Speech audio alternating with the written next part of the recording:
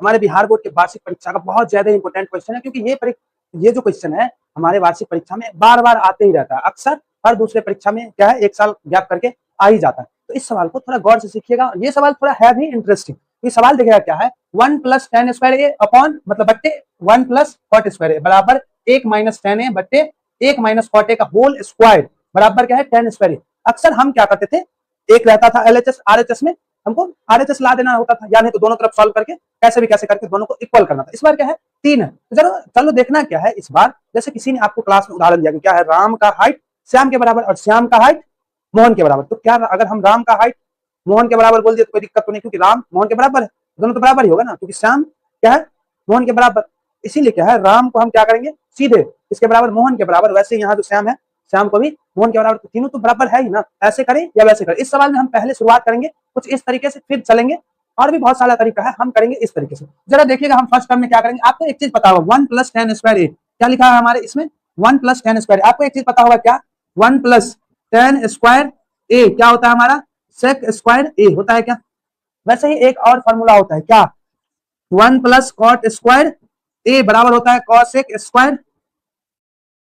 Square ए के बराबर होता है। तो यहाँ पे देखिए 1 + tan स्क्वायर ए है, इसके जगह पे हम क्या पुट करेंगे, sec स्क्वायर ए। क्या पुट करेंगे, sec स्क्वायर ए, और बच्चे में क्या करेंगे हम, cosec स्क्वायर ए। क्या करेंगे, cosec स्क्वायर ए। तो जरा देखिएगा क्या, जस्ट अ मिनट, जरा देखिएगा क्या, sec स्क्वायर ए को हम क्या लिख सकते हैं, 1/cos स्क्वायर ए, और इसका बड़ा बट्टा बट्टे क्या आएगा, 1/cosec क्या होता है, 1/sin का, sin के बराबर होता है। तो क्या आएगा, 1/sin स्क्वायर ए।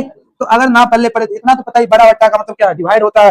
अगर आपको थोड़ा बहुत इसका आइडिया होगा बट्टा पर का भाग का, तो इतना तो पता है 1/cos स्क्वायर ए। अगर बट्टा पर का भाग है तो क्या, गुना जब लिखते हैं तो पलट जाता है, sin स्क्वायर ए और बट्टे में 1।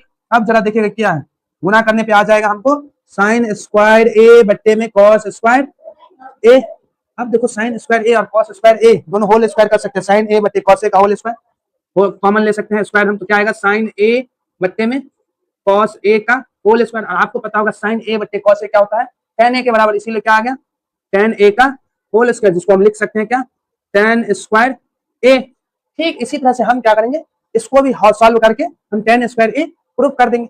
तो इसीलिए हम क्या करेंगे, इसको सॉल्व करना शुरू करें। इसमें देखिए 1 - tan ए बट्टे में क्या है, 1 - cot ए का होल स्क्वायर। तो जहां पे क्या हो, अक्सर बताते रहते हैं, जहां पे दिमाग काम करना बंद कर दे ट्रिगोनोमेट्री में, तो साइन कॉस में चुपचाप बदल दो। तो क्या करेंगे, यहाँ पे हम 1 - tan है, tan को बदलेंगे तो sin ए बट्टे में cos ए होगा क्या, और यहाँ क्या आ जाएगा फिर 1 - cos ए बट्टे में sin ए, इसका क्या है पूरे का होल स्क्वायर। अब थोड़ा सा आगे स्टेप करेंगे, यहाँ पे क्या करेंगे हम